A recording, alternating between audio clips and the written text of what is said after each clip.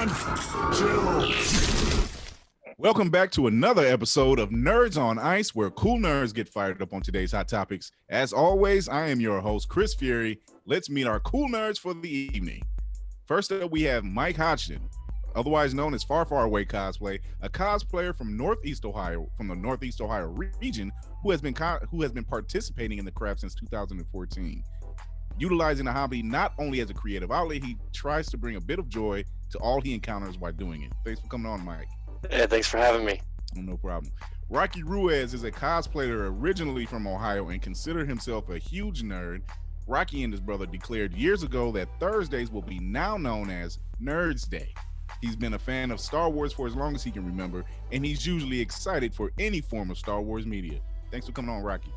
Thank you for having me. Glad to be here. Terrii Z is the nerdiest CrossFitter in Ohio. She likes to lift heavy things and curse a lot. I like her already. While playing video games. So if you want to watch her do that, check out her YouTube channel where she does both, because she believes that girls can be both nerds and jocks and not have to compromise.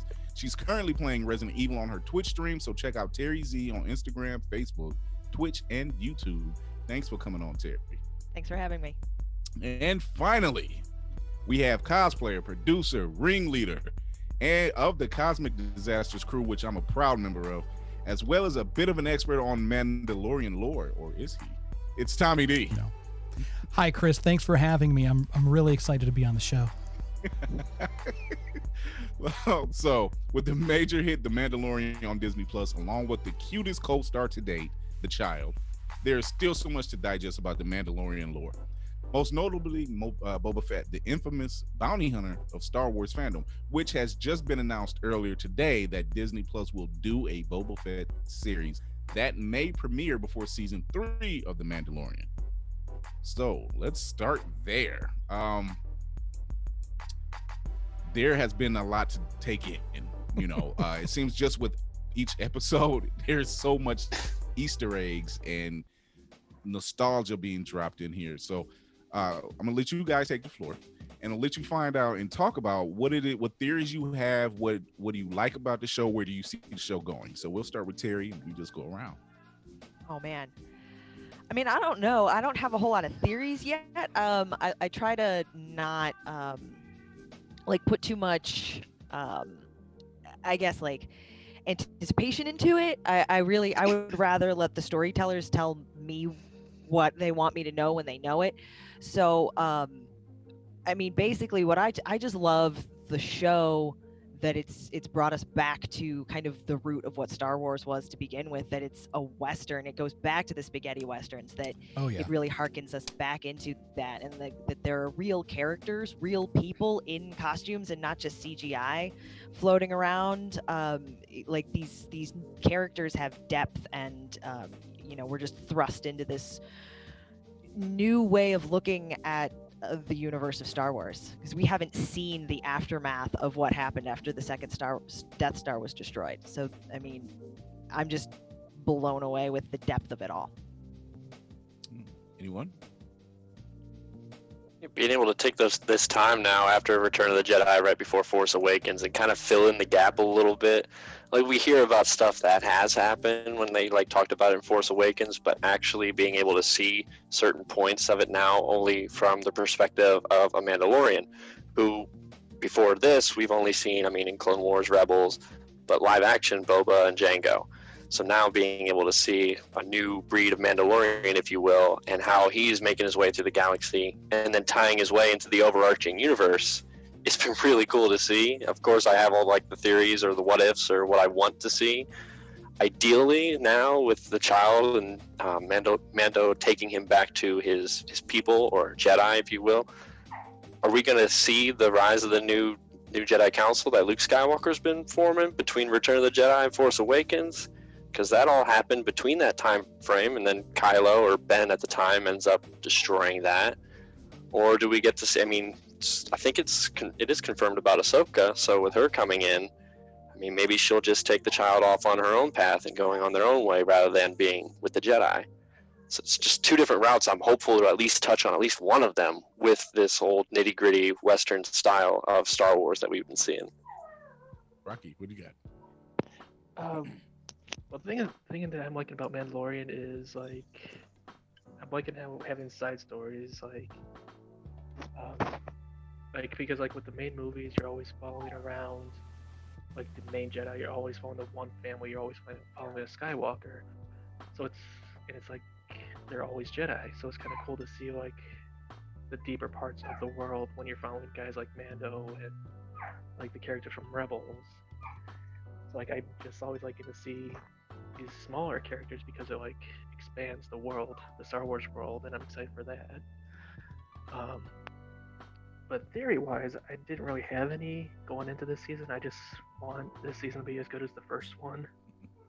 And I only had like one theory the whole time, and it's like in this season, this episode kind of confirms it that we're gonna lose the Razor Crest, which kind of breaks my heart because I think it's a really cool looking ship.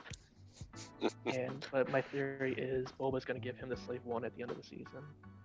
It's always the hunk of junk ships that really stand tried and true. No, like I love the Right. I love the Millennium Falcon. I think it's a great ship. And then now we have the Razor's Crest, and I'm like, oh, I can't wait till like they merchandise the hell out of this ship. And then it's like 2 episodes in, and they destroy it. I'm like, oh, but I love this thing. Tell me. But, like I said, I think we're gonna get Slave One at the end of the season. And Mando's gonna get it. Have you seen the speaking of Razor Crest merch? Have you seen the it's the Hasbro Kickstarter campaign for it's like the Black Series Razor Crest? It No, I didn't is hear about that. oh my god, it is ridiculous. It Yes. it's big, Black obviously. I believe it's the 6-inch scale. Might be 3/4 inch, but I know it's Black Series. But it comes with Din Djarin, it comes with the child. You can take the whole damn crest apart. There's like different compartments. There's the weapon locker. It's like it's That's awesome. yeah, it looks really good. It looks really good. My wallet's yelling at me already. Oh, jeez. Between that and fucking Sideshow collectibles, jeez. I need to get me a baby Yoda Oh, from Sideshow. I saw yeah. those pre-orders pop in. I'm like, it's worth it. I don't care. Yeah. I need that child. Adam Savage just recently did an unboxing and review of the life-size Baby Yoda, and it's just goodbye money. Yeah.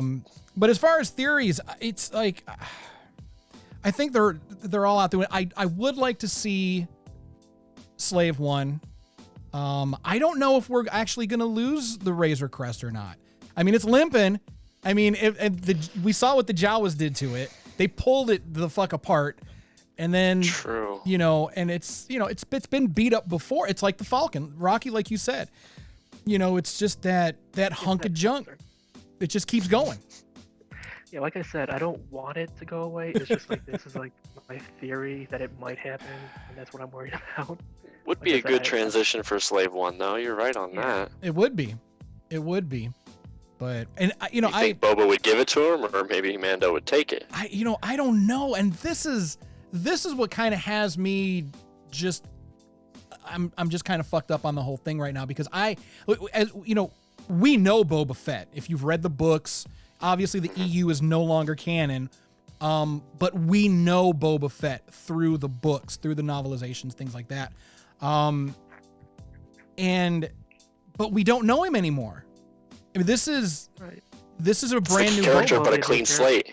Yeah. Might as well be a new character. Yeah, it's almost like they retcon. I mean, they did retcon. They Yeah. retconned the whole thing. So now there's literally nothing is off the table anymore. Right. At this point, we just have the Boba whose head was chopped off by a Jedi and then is in Jabba's palace and then goes into a Sarlacc. And now here we are a few years later. He survived that. What happened? So this is a question I've always said. Since Disney bought the rights to the Star Wars franchise, they pretty much said, okay, everything that was in novelization is no longer canon. But it seems like they're picking and choosing what they want, Definitely. So what do you guys think about that?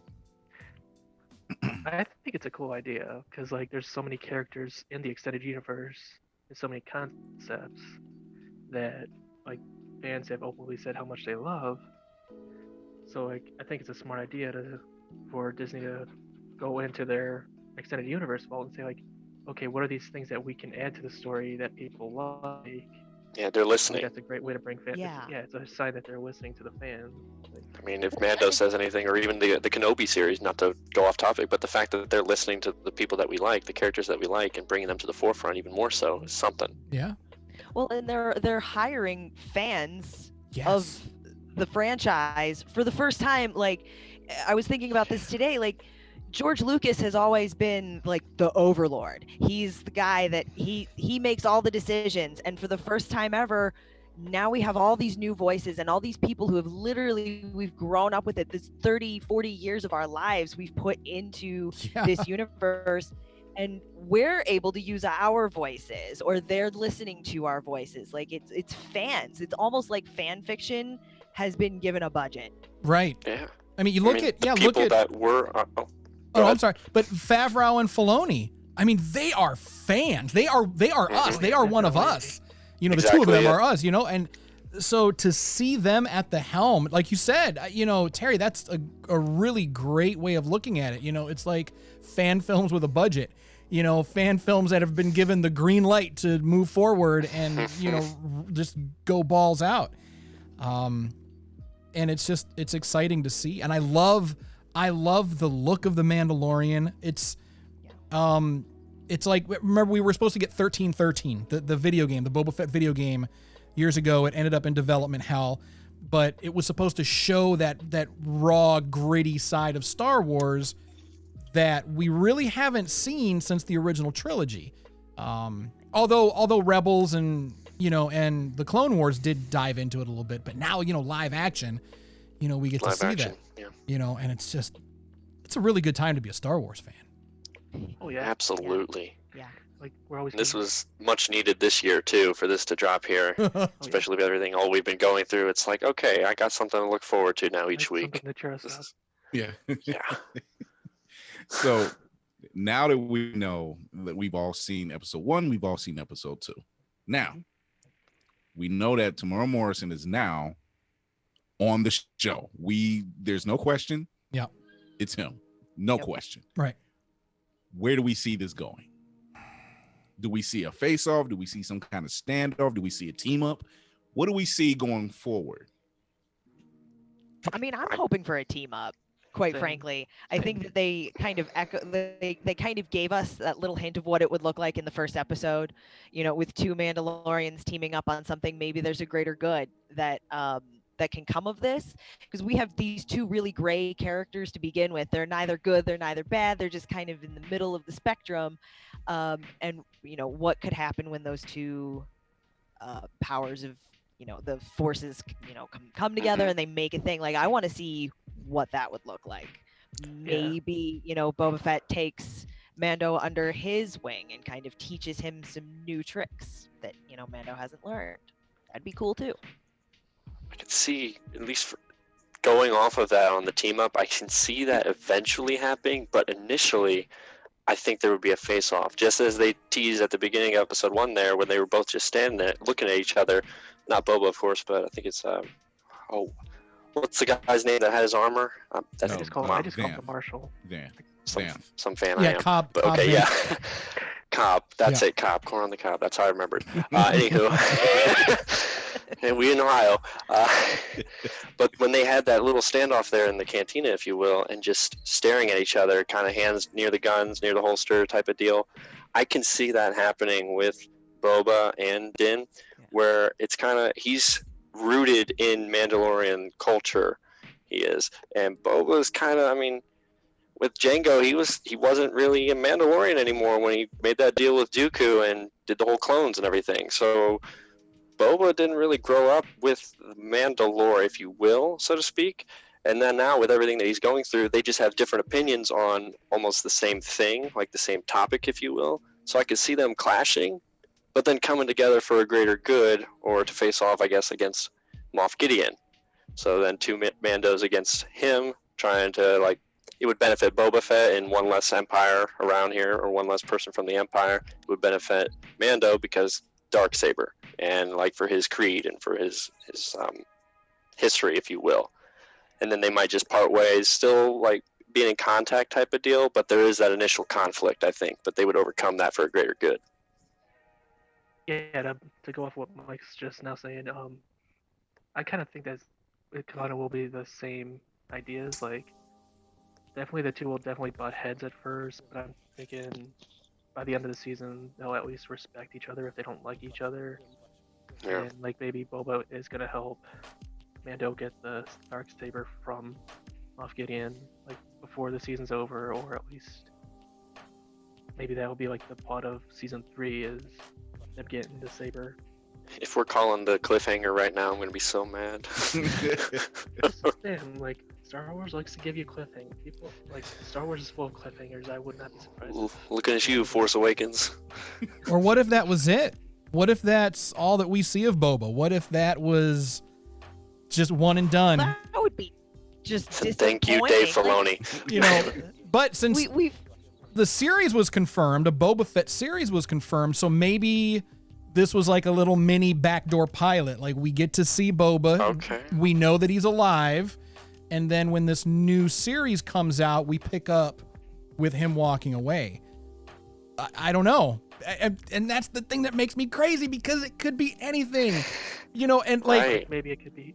Sorry, go ahead. no, well, it like Boba Fett in the EU would not give a damn about Din Djarin. He wouldn't give a damn about the Mandalorians, whatever. He wouldn't care.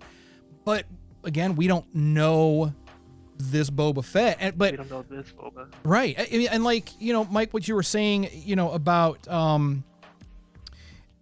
you know, he didn't grow up in the Mandalorian culture.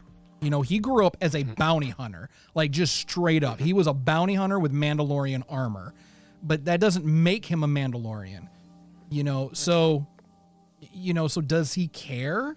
You know, I would like to see them go at it, because one of the really cool things about this series is the fact that Din gets fucked up. It's like he's not a super badass like Boba Fett was. It almost feels like he's like about midway into his career. Like he really hasn't really peaked. He hasn't hit his stride. He's still, you know, like the ambush sequence. You know, he should have seen that coming. You know what I mean? I feel like he should have seen that, but you know, he got caught off guard. He handled it. He always handles his shit, no doubt. But I think that if he did go head to head with Boba would just, I mean, just dirty Boba would tricks. fuck him up. Oh, No, that there's not even a debate there. Go hand-to-hand combat and everything like that, with everything he's Boba going we down. know gone through. And then with Din, probably going to give it to Boba. I mean, who's to say there hasn't been any type of damage after going in the Sarlacc pit, of course, that Sure. might cause something. I mean, we saw the facial damage. Yeah, Who's to with the say Deadpool something with helmet. maybe muscles? But yeah. I can see Boba Fett using, like, you know, setting up traps, using the environment, using some tech, things like that, just to keep. pulling a Rambo type of deal. Exactly. Like, that's Exactly. it. And plus, Yeah, he's been on Tatooine. He's been there ever since that happened. I mean, at least it. Seems to I be. assume he has. Yeah. Seems to be like What he's might been be. there with the gaffy stick he had on his back and Mhm. everything. So, like, that's his place. Yeah. So you're coming onto his territory type of deal, and you take his armor. And you figure that's what If you know what it's is it? Home Alone. This is 9 years? Yeah, at I least think- not. I think So- between 5 and 9. It's somewhere in that Yeah. I vicinity. thought it was 5, but I Yeah. thought it was I'll admit 5 if I'm too, but I wrong. mean, regardless, Yeah, I would still a long like time. to see, you know, it is, and I would like to see, you know, what made Boba Fett the most fearsome bounty hunter in the galaxy. We got cheated in the original trilogy. They cheated us. They gave us 4 lines, 5 lines max, and then by accident he gets thrown into the Sarlacc pit. Cheat. I want to Poor see. guy. I want Which to see him. I want to see what he can do. I do love that they brought that back with the backpack though, and Mando just Oh, yeah. hitting it, and he goes flying off. Takes off Like, again. he just Bobaed him. He just did it. Oh my god. That was a nice touch. Really? Well, speaking of dings on backpacks, they're dropping so many Easter eggs. You know, he's on Tatooine. You're seeing the graffiti on the walls and everything, and Mhm. having Cobb Vance say, tell your people I didn't do that. You know, it was like Right. at first to the naked eye, it would seem like, oh no, that's because Jaren did it. But no, actually Han did it. You know, so I mean, Yeah. you know, you see these pieces, this is telling you something. So what do you guys think about Dave Filoni and Jon Favreau? And I believe it was Peyton Reed who directed this episode. Yeah. The second episode. What do you think of them dropping these I don't even want to say teasers. They're literally Easter eggs. Oh yeah. It's just like we were discussing earlier. It's fans making the films now Mhm. that have been growing up with it, that we know, oh, these people would appreciate this. Oh, but you'd appreciate this. Oh, these fans would appreciate this. Like even the one little thing where the speeder bike, I swear that's Anakin Skywalker's pod racer, It like was. one of the turbines. It was. It Yeah, was absolutely. like so, yeah. like that's going way back then in time, and then bringing that in here just as a slight little nod, that's amazing. I'm loving every bit of it. That's why I look through and then I watch like a 15-20 minute like Easter egg breakdown after every episode now, just in case I miss something. Yeah, it's great. It's like every episode's a love letter. Every episode Yeah. is That's a love it. letter to fans. That's how I explained it to my, when my husband and I were talking about this. It's the whole series is a love letter from fans to fans. Absolutely. And that's a big deal for us because I think that we, with the prequel trilogy, I think we got kind of cheated on what could have been. And now we're coming back to it. I think we all saw what happened. And regardless if you like the prequels or not, that's not my point. But what's happening now is we're all saying like this, we all love this so much that we want to share these little tidbits with each other and see how many of us catch the joke. Mhm. Yep. That's just what it is. Speaking of jokes, watching episode 2, the child is growing more personality with each episode, and let's face it. Tommy, you said you had to watch it several times. I had to rewind it a couple times because you finally get to see him run. Yeah. Which was funny. It was cute, but it was funny at the same time. So what do you this episode seemed to expose, or not expose, but it showed more of the child's personality. It built a little bit of character for him rather than just being Baby Yoda type of thing. It's like a prop for Mando to carry around anymore. Hmm. Mhm. Like, Man, like He needs to stop eating shit. He needs to keep I was his just gonna hand- say he needs to calm down. He is just He opened extra. up those eggs with the spiders just because he was hungry. That's his fault. And then he starts cooing and crying at Mando. I mean, he is Like, a growing boy. He's got to eat something. He's constantly yes. eating. I guess. Constantly eating. I'm right. But I appreciate the juxtaposition of seeing, a bounty hunter in a parental figure. Yeah. Like Yeah. I appreciate seeing that kind of character, like that's just the flip of it, of like, well, this is now your child. It's not the child. This is your child. And you are responsible for it. And yet he's also a bounty hunter. I mean, there's that Yeah. little shrug at the beginning, like when the guy takes the pack and Mando kills it, and then the baby looks up at him and he's just like, what do you expect? Yeah. He's still a bounty hunter. Right, like Yeah. in episode 1, they're like, oh, this is no place to be for a child. And he's just like, he's seen worse. He knew as soon as he hit his gauntlet, he just goes, I'm going inside this little hut. I'm hiding. Mm-mm. Yeah, you what's gonna really happen? see that, like, not just that the child has a personality, but they have a relationship and a connection. Oh, yeah. They understand each other. I mean, Mando kneels down next to him in the second episode, and they have a conversation, and they understand each other. And it's more than just exchanges of looks. The child makes a noise, and he's like, "Oh, right." He Yeah. understands. They're talking. Like, yeah, the child's really grown on him by now. Yeah.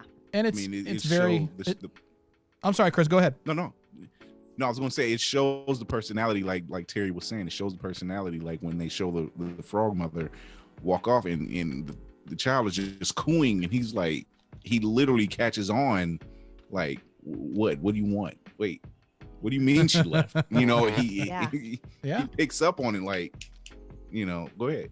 But it's very deliberate, and I love because it's all based on lone wolf and cub. If you're the manga, the anime, and it's just like that juxtaposition, to see this hardened badass warrior caring for this little not so helpless creature, and it's just they're geniuses. They're geniuses for coming up with this. I think Mando would have been completely comfortable and fine and happy just living his life.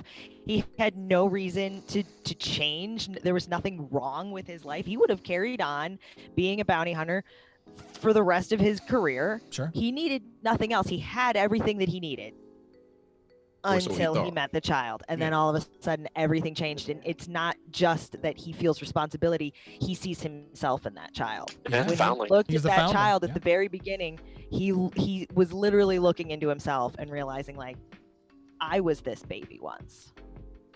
Now it's my turn. Yeah. Full circle thing. It is. Yeah.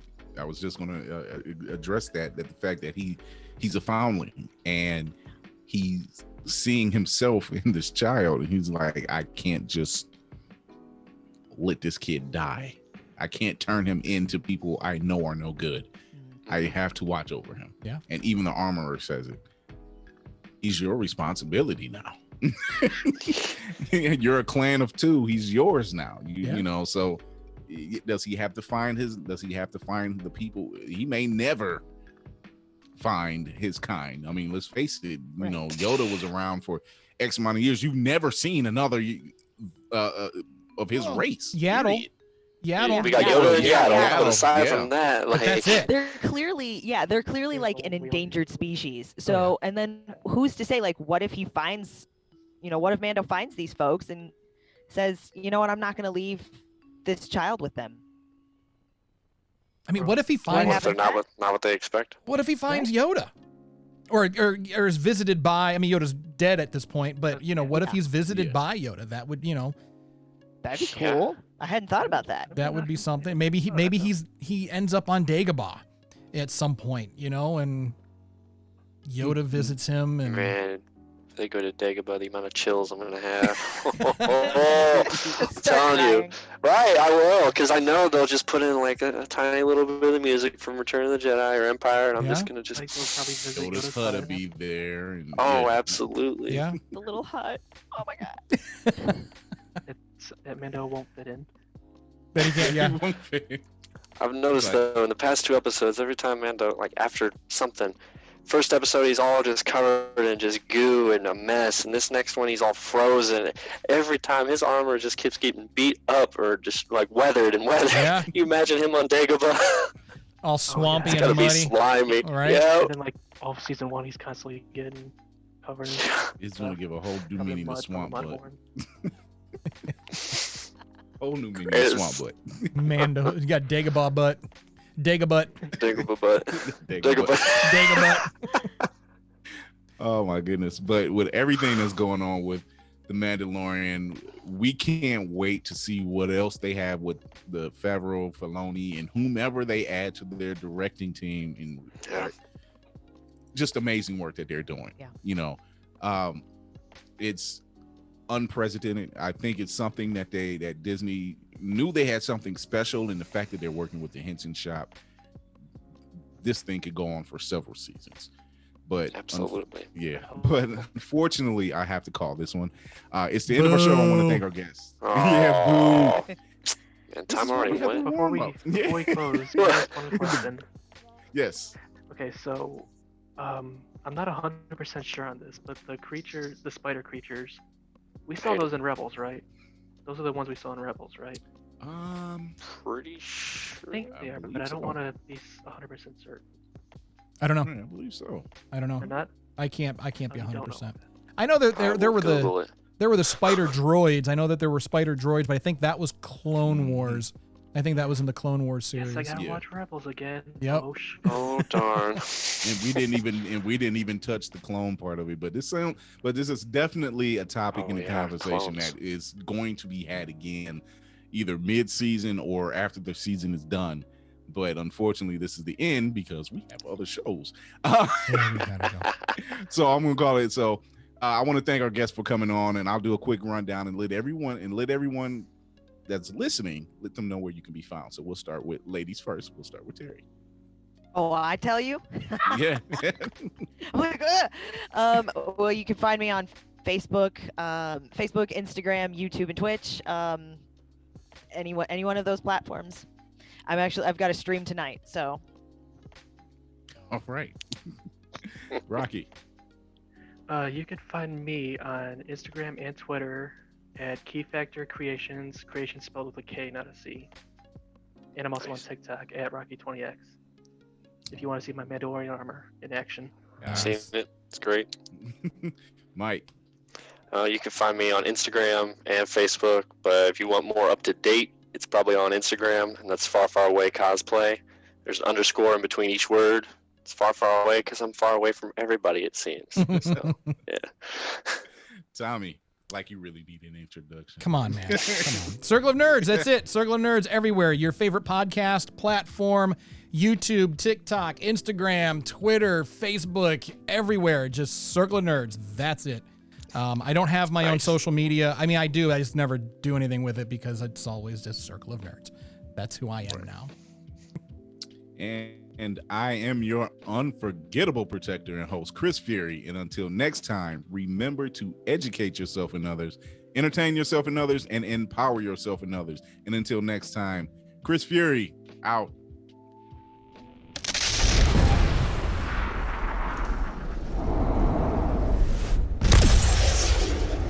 All right, everyone, chill.